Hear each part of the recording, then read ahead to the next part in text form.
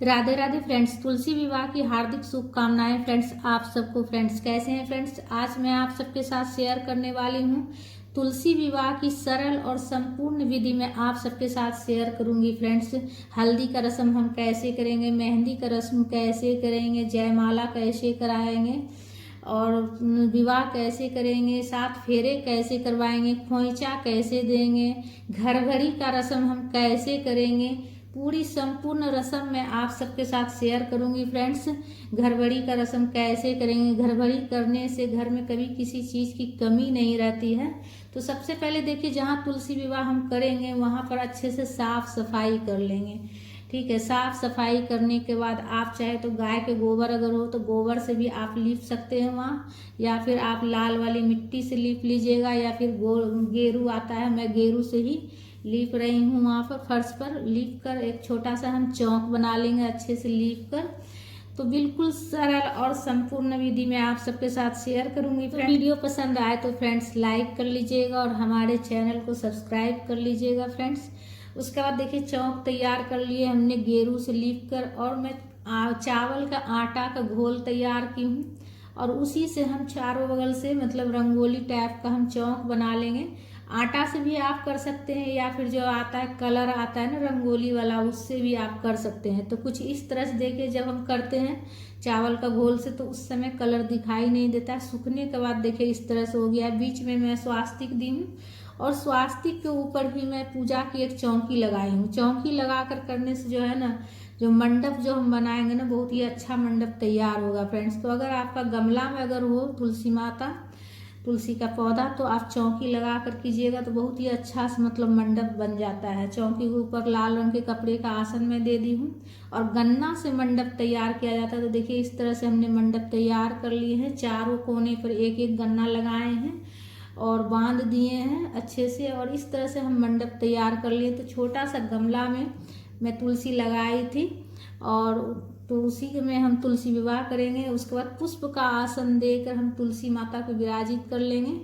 पुष्प का आसन देकर हम विष्णु भगवान जी को विराजित कर लेंगे। तो विष्णु भगवान जी के आप किसी भी रूप का मतलब रूप के साथ में आप तुलसी माता का विवाह करा सकते हैं। शालिग्राम भगवान हो तो शालिग्राम भगवान के साथ भी आप करा सकते हैं। इसलिए तुलसी माता का विवाह शालिग्राम भगवान के साथ ही हुआ था, और शालिग्राम भगवान जी विष्णु भगवान जी के ही रूप है, स्वरूप है विष्णु भगवान जी के ही। तो विष्णु भगवान जी के किसी भी आप रूप स्वरूप का आप जो है ना तुलसी माता के साथ विवाह करा सकते हैं फ्रेंड्स। उसके बाद देखिए, गणेश जी को भी हम विराजित कर लिए पुष्प का आसन देकर, और कलश स्थापन कराने के लिए, कलश स्थापन करने के लिए हम एक पीतल का कलश लिए हैं, उसमें कलावा बांध दिए हैं, और स्वास्तिक बना लिए हम रोली से। और जो स्वास्तिक बनाए हमने चावल के आटे से, उस पर हम तिल का आसन दिए हैं। तिल का आसन देकर हम कलश को रख लिए हैं, और 1 लोटा जल लिए हैं, उसमें हम थोड़ा सा गंगा जल मिला लिए हैं, और कलश को हम भर देंगे जल से कलश स्थापन करने के लिए। उसके बाद देखिए, 5 आम के पत्ते मैं ली हूँ, और आम के पत्ते के ऊपर हम रोली से तिलक कर देंगे। उसके बाद कलश में जो है ना 5 चीज़ें डाल लेंगे। 1 गांठ वाली हल्दी, 1 सुपारी, 1 सिक्का और तिल, और 1 सुपारी और सिक्का, 1 तिल और गांठ वाली हल्दी, पुष्प, ये 5 चीज़ डाल दीजिएगा। अक्षत नहीं डालना है, इसलिए कि देखिए देव उठनी एकादशी के दिन जो है ना बहुत से लोग जो है विवाह कराते हैं, तुलसी माता का विवाह होता है, तो उस दिन अक्षत का प्रयोग नहीं किया जाता है पूजा में। आप चौक बना सकते हैं चावल के आटे से, लेकिन पूजा में जो है ना अक्षत का प्रयोग नहीं करना चाहिए। एकादशी वाले दिन अगर आप विवाह कराते हैं, तुलसी माता का विवाह करते हैं तो ठीक है। उसके बाद पूर्ण पात्र के हम रख लेंगे गेहूं से भरकर। अक्षत का प्रयोग मैं कहीं भी नहीं करूंगी फ्रेंड्स, इसलिए कि हमारे यहाँ जो है ना एकादशी के दिन ही जो है ना तुलसी विवाह किया जाता है। बहुत से लोग द्वादशी के दिन करते हैं, तो अगर आप द्वादशी के दिन अगर आप मतलब तुलसी विवाह करते हैं तो आप जो है ना अक्षत का प्रयोग कर सकते हैं। एकादशी दिन कीजिएगा तो अक्षत का प्रयोग नहीं कीजिएगा। कलश के ऊपर पूर्ण पात्र रख कर हम जो है ना 4 मुख का दीपक प्रज्वलित कर लिए हैं। तिल के तेल से मैं दीपक प्रज्वलित की हूँ। और देखिए, हमारे यहाँ शादी विवाह जो होता है तो उसमें हम हाथी बैठाते हैं, तो अगर आपके पास हाथी हो मिट्टी का बना हुआ तो आप जरूर पूजा में बैठाइएगा फ्रेंड्स, बहुत ही शुभ होता है हाथी बैठाना। अगर हाथी नहीं हो तो कोई बात नहीं, लेकिन अगर आपको अगर हाथी मिल जाए मिट्टी का अगर हो तो आप जरूर रखिएगा पूजा में। उसके बाद जल के छींटे देकर हम भाव स्नान करा लेंगे सभी को, भगवान जी को, गणेश जी को और तुलसी माता को भी और विष्णु भगवान जी को भी। इसलिए कि हल्दी के रस्म से पहले जो है ना भाव स्नान कराया जाता है, उसके बाद फिर स्नान कराया जाता है। सबसे पहले हम गणेश जी को हम पूजा कर लेंगे, गणेश जी का पूजा कर लेंगे, वस्त्र के स्वरूप में हम कलावा समर्पित कर लेंगे, जनेऊ समर्पित कर लेंगे गणेश जी को। इसलिए कि कोई भी पूजा हो तो सबसे पहले गणेश जी की पूजा की जाती है, तो इसलिए सबसे पहले गणेश जी की पूजा कर लेंगे हम, दुर्वा समर्पित करेंगे, पुष्प समर्पित करेंगे, सबसे पहले गणेश जी की पूजा कर लेंगे हम। और जो हाथी बैठाएं उसके ऊपर भी हम कलावा समर्पित कर लेंगे। तुलसी माता को भी वस्त्र के स्वरूप में हम कलावा भी समर्पित करेंगे, इसलिए कि हल्दी की रस्म करेंगे, तो इसलिए कि हल्दी के रस्म से पहले जो है ना स्नान कराया जाता है, उसके बाद हल्दी का रस्म होता है। तो स्नान हमने जल के छींटे देकर करवा लिए, उसके बाद वस्त्र के स्वरूप में कलावा समर्पित कर लिए। सबसे पहले हम हल्दी के रस्म करेंगे, तो माता को हल्दी लगाएंगे, उसके बाद हम प्रभु को भी हल्दी लगाएंगे, विष्णु भगवान जी को भी हम हल्दी लगा लेंगे। उसके बाद देखिए मेहंदी लगाएंगे, माता को भी मेहंदी लगा लेंगे और विष्णु भगवान जी को भी हम मेहंदी लगा लेंगे। तो ये हो गया हमारा हल्दी और मेहंदी का रस्म। और हल्दी मेहंदी के रस्म के बाद जो है ना स्नान कराया जाता है, तो भाव स्नान कराना है। जो मतलब तुलसी के जो पौधा रहेगा ना उसके ऊपर से आप जो है ना जल चढ़ाइएगा, तो भाव से स्नान कराना है आपको। अगर आप एकादशी के दिन भी करते हैं तो भी आप ये मन में रखिएगा कि हम भाव से स्नान करा रहे हैं, ठीक है। भाव स्नान कराना है, जल चढ़ा लीजिएगा, उसके बाद प्रभु का भी, विष्णु भगवान जी को भी भाव स्नान करा लीजिएगा जल के छींटे देकर। अगर धातु से बना हुआ हो तो आप प्लेट में रखकर स्नान करा लीजिएगा, दूध दही से पंचामृत से स्नान करा लीजिएगा। वस्त्र मैं समर्पित की हूँ विष्णु भगवान जी को और पगड़ी भी पहना दी हूँ, सेहरा भी पहना दी हूँ, इत्र भी लगा दी हूँ, इसलिए कि बगैर सेहरा को तो शादी ब्याह तो होता नहीं है, मतलब अधूरा सा लगता है। तो बगैर सेहरा के कैसे शादी होगा विष्णु भगवान जी का। तो हमने सेहरा भी पहना दिए हैं, पगड़ी पहना दिए, जनेऊ भी पहना दिए। तो विष्णु भगवान जी का सबसे पहले मैं अच्छे से श्रृंगार कर दी हूँ, भाव स्नान कराने के बाद अच्छे से श्रृंगार कर दिए। अब हम तुलसी माता का श्रृंगार करेंगे, तो तुलसी माता को सबसे पहले हम चुनरी समर्पित कर रहे हैं, उसके बाद तुलसी माता को चूड़ियाँ पहना देंगे हम, ठीक है। चूड़ियाँ दोनों हाथ में, ऐसा भाव मन में रखना, मतलब लाना है कि हम माता का श्रृंगार कर रहे हैं, दोनों हाथ में चूड़ियाँ पहना रहे हैं, ऐसा मन में भाव आपको लाना है, ठीक है। उसके बाद जो है ना तुलसी माता को हम बिंदी भी लगा देंगे। उसके बाद देखिए आपके पास आर्टिफिशियल कोई ज्वेलरी वगैरह हो नया रखा तो वो भी आप पहना सकते हैं। इत्र भी लगा लेंगे हम तुलसी माता को और विष्णु भगवान जी को भी। और उसके बाद हम जयमाला करेंगे, तो जयमाला के लिए देखिए 2 माला हमने लिए हैं और विष्णु भगवान जी को हाथ में सटाकर उसके बाद तुलसी माता को पहना देंगे और तुलसी माता को मतलब तुलसी माता के स्पर्श कराकर हम विष्णु भगवान जी को पहना देंगे। तो तुलसी माता और विष्णु भगवान जी आपके जितने बड़े हैं उस हिसाब से आप माला ले लीजिएगा, छोटा बड़ा साइज का। उसके बाद विष्णु भगवान जी को वस्त्र समर्पित करेंगे और तुलसी माता को भी हम वस्त्र समर्पित करेंगे, साड़ी, चूड़ियाँ, सुहाग की सामग्री, बिछिया, सारा चीज़ हम चढ़ा लेंगे माता को।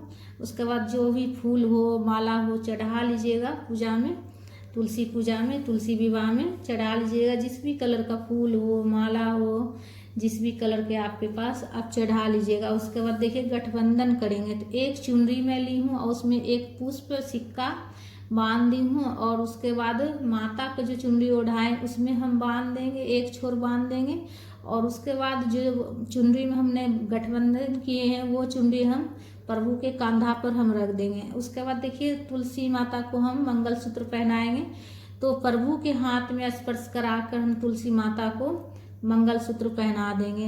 विष्णु भगवान जी के स्पर्श कराकर ही पहनाइएगा, ठीक है, मंगलसूत्र। उसके बाद सिंदूर लगाएंगे हम, तो देखिए माता को सिंदूर आप विष्णु भगवान जी को हाथ में स्पर्श करा कर उसके बाद माता को सिंदूर लगाइएगा। तो इस तरह से विवाह किया जाता है फ्रेंड्स। तुलसी माता का विवाह इस तरह से ही सरल विधि से घर पर किया जाता है। उसके बाद जो भी फल हो आपके पास, 5 तरह 6 तरह 2 तरह का मिठाई, फल, ये सब चीज़ के बिना तो विवाह बिल्कुल अधूरा होता है। आप चाहे तो 56 भोग भी बना सकते हैं। उस दिन आप भोग बनाकर आप चढ़ा सकते हैं, इसलिए कि शादी विवाह जो होता है उसमें जो है ना मिठाई, फल, फ्रूट के बिना अधूरा होता है। तो ये सब चीज़ जरूर चढ़ा लीजिएगा। उसके बाद देखिए 7 फेरे इस तरह से हम कराएंगे। गठबंधन जो किए हैं ना उसी में हम कलावा बांध देंगे और इस तरह से जो है ना चारों तरफ से घुमाते हुए हम गठबंधन में ही बांध के इस तरह से घुमाते हुए 7 बार घुमाना है। तो 7 फेरा हो जाएगा और माता और प्रभु एक बंधन में बंध जाएंगे। तो इस तरह से 7 फेरा कर लीजिएगा फ्रेंड्स। गठबंधन वाले धागा में चुनरी में ही आप कलावा बांध कर चारों तरफ से घुमा लीजिएगा 7 बार। तो आपका 7 फेरा हो जाएगा। उसके बाद माता को और प्रभु को मुख शुद्धि के लिए हम पान चढ़ाएंगे। पान के ऊपर जो है ना लौंग, इलायची, बतासा रखकर उसके बाद माता को देखिए अलता भी लगा लीजिएगा। अलता थोड़ा आप जिस समय श्रृंगार कीजिएगा उस समय ही लगा लीजिएगा। मैं बाद में दिखा रही हूँ, बाद में लगाई हूँ। तो देखिए पूजा में कुछ ऊपर नीचे हो ही जाता है, ठीक है। उसके बाद देखिए माता को ऊपर से निछावर जरूर कीजिएगा और विष्णु भगवान जी के पास ऊपर से भी निछावर करके वहीं पर पास में पैसा रख दीजिएगा। 5 बार हाथ में पैसा लेकर घुमा लीजिएगा, निछावर जरूर कीजिएगा, ठीक है। उसके बाद निछावर करने के बाद जो है ना आरती कर लीजिएगा। आरती कपूर से भी आप कर सकते हैं या फिर दीपक प्रज्वलित करके भी कर सकते हैं, ठीक है। तो बिल्कुल सरल विधि से मैं बता रही हूँ। आप हवन करना चाहे तो हवन भी कर सकते हैं। उसके बाद आरती करने के बाद आचमनी कर लीजिएगा। तो इस तरह से विवाह जब संपन्न हो जाता है ना उसके बाद देखिए जब विदाई आता है, विदाई के टाइम उससे पहले जो है विवाह होने के बाद घरभरी किया जाता है। तो देखिए मैं जौ ली हूँ, जौ स्वर्ण के समान होता है। तो माता को स्पर्श कराकर जौ वहाँ पर छींट देना है और बाकी जौ जो बच जाएगा ना आप जो है ना अपने घर में छींट लीजिएगा, भंडार घर में छींट दीजिएगा। इससे क्या होगा, माता का आशीर्वाद से घर जो है ना हमेशा खुशियों से भरा रहेगा, धन धान से भरा रहेगा। उसके बाद देखिए खोइचा देने के लिए मैं धनिया ली हूँ, इसलिए कि एकादशी के दिन जो है ना चावल का प्रयोग नहीं किया जाता है।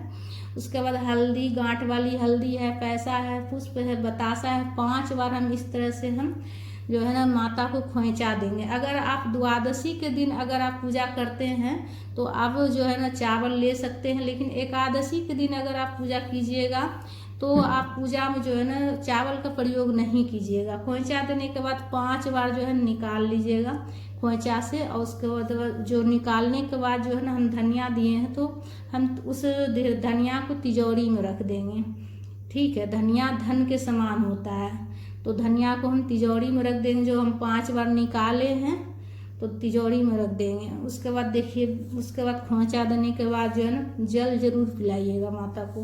तो इस तरह से खोइचा दिया जाता है, विदाई का खोइचा। पूजा की चौकी हम कैसे उठाएंगे उसका भी वीडियो मैं आप सबके साथ शेयर करूंगी। पूजा के चढ़ाए गए सामग्री का क्या करना है, दान करना है, क्या करना है उसके बारे में भी मैं बताऊंगी। पूरा डिटेल से अच्छे से बताऊंगी फ्रेंड्स कि मतलब क्या करना है सामग्री का, पूजा की चौकी कब और कैसे उठानी है, उस सब बारे में मैं बताऊंगी अगले वीडियो में फ्रेंड्स। तो फ्रेंड्स हमारा ये वीडियो आप सबको कैसा लगा, अगर अच्छा लगा तो लाइक ज़रूर कर लीजिएगा और हमारे चैनल पर अगर नए हैं तो सब्सक्राइब जरूर कर लीजिएगा फ्रेंड। सब्सक्राइब करके घंटी वाले चिन्ह को प्रेस कीजिएगा ताकि जब भी कोई वीडियो अपलोड करे तो उसका नोटिफिकेशन आप तक पहुंचे। और कमेंट बॉक्स में तुलसी माता की जयकारा जरूर लगाइएगा।